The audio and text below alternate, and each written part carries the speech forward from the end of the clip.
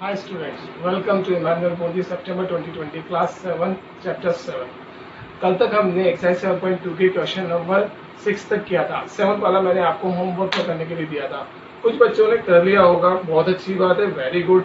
कुछ बच्चों को नहीं आया होगा, कोई बात नहीं, हम इसको फिर करेंगे, समझेंगे, देखेंगे बोर्ड पे आराम से। जिनको आ गया कोई बात नहीं, देखना जब क्या मैंने बनाया वो सही है या गलत है, ये भी चेक करना आप लोग, ठीक है।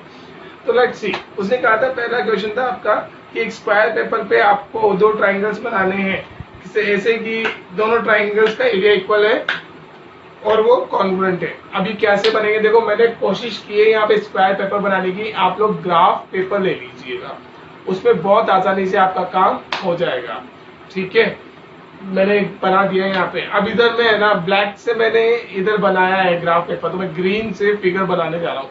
आप कोई हेडेक मत लेना, टेंशन मत लेना, पेंसिल से ही ड्रॉ करना, ठीक है, क्योंकि ग्राफ पेपर आपके पास बना हुआ है ऑलरेडी ग्रीन ग्रीन, ठीक है। नाउ लेट्स सी, हमें इक्वल एरिया के दो ट्राइंगल्स बनाने हैं। तो देखिए ये ट्राइंगल्स मैंने बनाए, जरा देखिएगा, 1 और 2, ठीक है।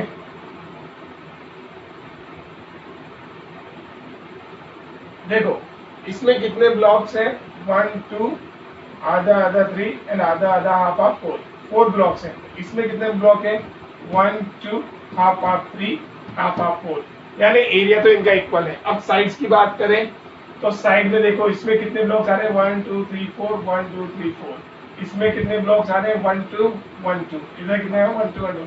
मींस साइड्स भी आपस में इक्वल है, means these triangles are congruent. ABC congruent to DEF। ABC किसके कॉन्ग्रुएंट है, DEF के कॉन्ग्रुएंट है। बट अब उसने कहा कि नहीं, स्क्वायर शीट पे एक ऐसा ट्राइंगल बनाओ जिनका एरिया तो इक्वल है बट कॉन्ग्रुएंट नहीं है।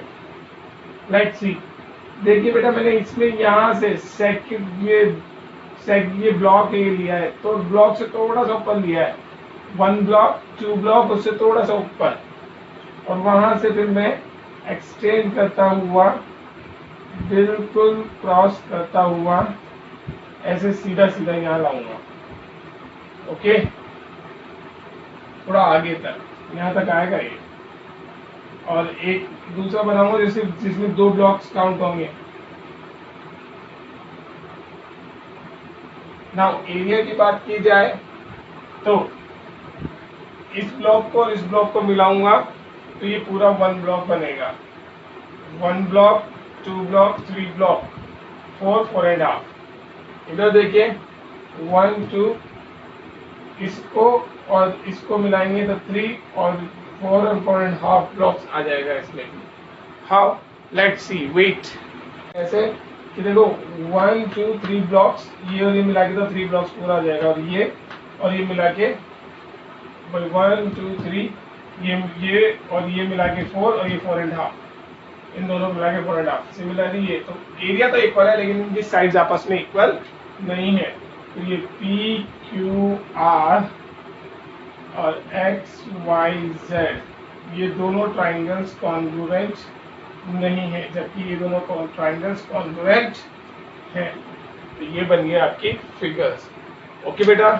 नाउ लेट्स सी, आगे देखिए क्वेश्चन नंबर 8 क्या है। 8 कहता है draw a rough sketch of two triangles such that they have 5 pairs of congruent part but still the triangles are not congruent. See बेटा, ये दो ट्राइंगल्स की फिगर है जिसमें 5 कॉन्ग्रुएंट पार्ट्स हैं। ये ट्राइंगल ABC है और ये ट्राइंगल PQR है, ठीक है। चलिए देखिए, अब हमने ना देखो एंगल्स कंफ्यूजन न हो इसलिए एंगल्स तो मैंने एज इट इज जाके जाए वो वहां की वहां पे इक्वल बना दिए। आपको याद है तो मैंने एंगल एंगल एंगल एक प्रॉपर्टी बताई थी जिसमें आपको बताया था कि एक बड़ा सारा ट्राइंगल एक छोटा सा ट्राइंगल, उन दोनों के एंगल सेम हो सकते हैं। कैसे बताए थे, चलो मैंने 60 60 60 से बताया था। अब मैं यहाँ दूसरा दे देता हूँ, मैं दे देता हूँ 80 80 50 50, ठीक है। ये बड़ा है और ये भी तो छोटा है, ये भी तो 80 50 50 है, यस, ये तो इस केस में तो आपके पास सिर्फ 3 ही पार्ट्स सेम थे, इसलिए आप ट्राइंगल कॉन्ग्रुएंट नहीं बोल सकते थे। आपके पास क्राइटेरिया बढ़ा दिया, आपकी बात बोल सकते हैं हम 5 पार्ट्स दिए हमने आपको। How many parts? 5 पार्ट्स। अब 5 पार्ट्स देने के बाद भी आप लोग अगर कॉन्ग्रुएंट नहीं कर पाए, इसका मतलब प्रॉब्लम है बॉस। क्या प्रॉब्लम है? प्रॉब्लम ये कि क्वेश्चन में एकदम एग्जैक्टली मैनर में जो प्रूव होना चाहिए वो दिखना चाहिए सामने फिगर में। तो वही चीज मैं दिखाना चाहता हूँ, यही चीज मैं इन एंगल्स के मीन्स से इधर समझाना चाहता हूँ। देखो एंगल्स तो सेम हो सकते हैं, तो आप अब एंगल्स क्यों देखेंगे? अब कोई कहेगा कि sir angle side angle property लगा लो ना, आपके पास तो वो भी है और उसको एंगल एंगल साइड प्रॉपर्टी भी बोल सकते हैं। भाई 2 एंगल इक्वल है और साइड ले लो उनकी कोई सी भी। तो बेटा उसके लिए मैं बताने जा रहा हूँ, ध्यान से सुनना। जब मैं 2 एंगल लूंगा, व्हाट, अगर आपको कहते हो मैं 2 एंगल लूं, कौन से 2 एंगल लिए मैंने, चलो ले लेता हूं मैं। जैसे कि कहते हैं सर 60, 112, तो 60, 112 यहाँ पे। बट बेटा देखो ये 60 और ये 100 और ये इसके बाद है साइड, यानी तो ये तो ही एंगल एंगल साइड। लेकिन इस ट्राइंगल में तो ये तो एंगल साइड एंगल दोनों क्लैश करके, दोनों ट्राइंगल में सेम पॉइंट सेम चीज एग्जैक्ट उसी जगह होनी चाहिए, तब जाके ओवरलैप होगी। अगर अगर मैं ये 5 हाथ की उंगलियां हैं, अगर मैं इसको इधर कर दूं और इसको इधर कर दूं, तो ये इस हाथ पे ओवरलैप नहीं कर पाएंगी। क्यों? क्योंकि ये तो हो जाएगी छोटी और ये हो जाएगी बड़ी, और आगे से पीछे की फिगर दिखती रहेगी लाइक दिस, ऐसे दिखता रहेगा, दिखेगा ना। इसीलिए वही चीज समझाने के लिए मैं यह बताना चाहता हूं कि यहां पर ऐसा होगा कि जिस जिस रेस्पेक्ट में आपने फर्स्ट ट्राइंगल में साइड्स कंसीडर करिए, उसी रेस्पेक्ट में आपको सेकंड ट्राइंगल के अंदर साइड कंसीडर करनी पड़ेगी, तब जाके दोनों ट्राइंगल्स आपके कॉन्ग्रुएंट होंगे by properties. Which properties? Congruency properties. And the congruency properties are, we know them, SSS, SAS, ASA and RHS. कोई सी भी प्रॉपर्टी लगाओ, जो प्रॉपर्टी ऊपर वाले ट्राइंगल में फॉलो करिए वही नीचे वाले में हो, या फिर जो नीचे में है वही ऊपर वाले में हो। This is my point. आई बात समझ में? यही मेरा पॉइंट है इसमें समझाने का। अब आप देखो एंगल्स तो मिल रहे हैं, मुझे एंगल से कोई लेना देना नहीं है। मैंने पहले कहा था एंगल प्रॉपर्टी तो भूल जाओ, साइड होना जरूरी है। अब साइड लेता हूँ तो ये एंगल साइड एंगल है, लेकिन ये तो एंगल एंगल साइड है, नॉट पॉसिबल बॉस।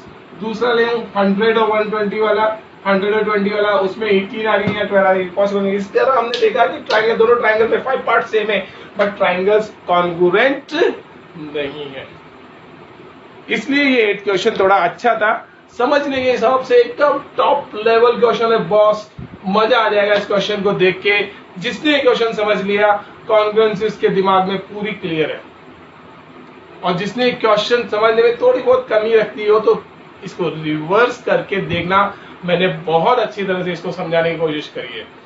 वीडियो को प्लेबैक करके देखना, बहुत बढ़िया तरीके से क्वेश्चन को समझाने की कोशिश की है। आई थिंक इसमें समझने में आपको मजा भी आएगा ना।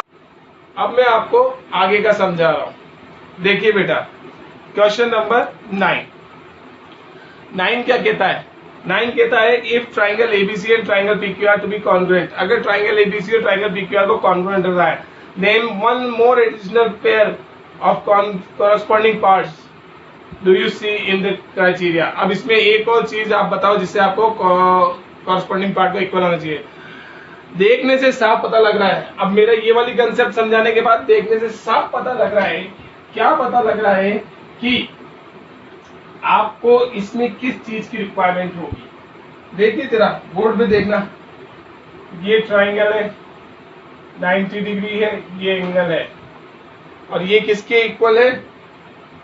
दूसरा ट्राइंगल है, उसमें 90 डिग्री यहाँ है और इस एंगल के इक्वल है। तो नॉर्मल सी बात है, इसमें आरएचएस तो लग नहीं रही, क्योंकि 2 एंगल दे दिए उसने। अब 2 एंगल दे दिए तो कोई सी भी एक साइड ले लें हम।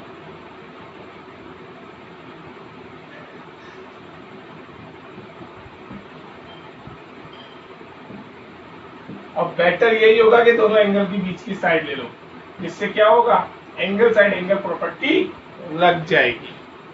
ठीक है, गॉट इट? बहुत आसान था, ये समझने के बाद तो फिनिश है boss, clear. Triangle ABC is congruent to triangle PQR by property ASA। Question number 10th question क्या कहता है? Explain why these two triangles are congruent. बताइए ये दोनों ट्राइंगल्स क्यों कॉन्ग्रुएंट हैं। आपको इसमें कंडीशंस बतानी है, क्या क्या लग रही है वो बतानी है तो ये 9th का ही पार्ट। बस अब इसमें वो पूछ लिया कि कौन कौन से पार्ट्स वो है जो इक्वल भी बताने हैं आपको। सो नाउ लेट्स सी, मैं ड्रॉ करता हूं 10th। ठीक है, triangle ABC and the angles are this 90 and the side is this one, and the triangle DEF जो उल्टा बना रखा है वो ऐसा है DEF and this one is, ठीक है। Now in triangle ABC and triangle FED, angle B is equals to angle E, angle A is equals to angle D, and BC is equals to DE। सारे का reason क्या है? इन सब का reason given दे रखा है फिगर में। So triangle ABC is congruent to triangle FED by property angle side. जिस तरह से हमने नाम लिखे हैं उसी हिसाब से उसकी प्रॉपर्टी बन जाएगी। ठीक है, that's all for the today बेटा। आगे की क्लास में हम अगला पढ़ेंगे, क्या करा हमने, क्या करना है, नेक्स्ट चैप्टर क्या करना है देखेंगे। मेरे हिसाब से नेक्स्ट चैप्टर है अपना comparing quantities. I want you to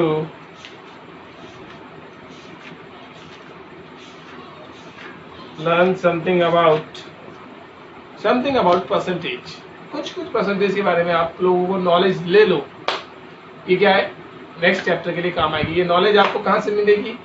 आप गेन करना आपने 6th चैप्टर में पढ़ा है, मतलब 6th क्लास में पढ़ा है, 5th में पढ़ा है, और अपने पेरेंट्स से भी सुनते हो। कुछ परसेंटेज की बेसिक नॉलेज लेके बैठना, मुझे भी पढ़ाने में मजा आएगा और आपको भी पढ़ने में ज्यादा मजा आएगा।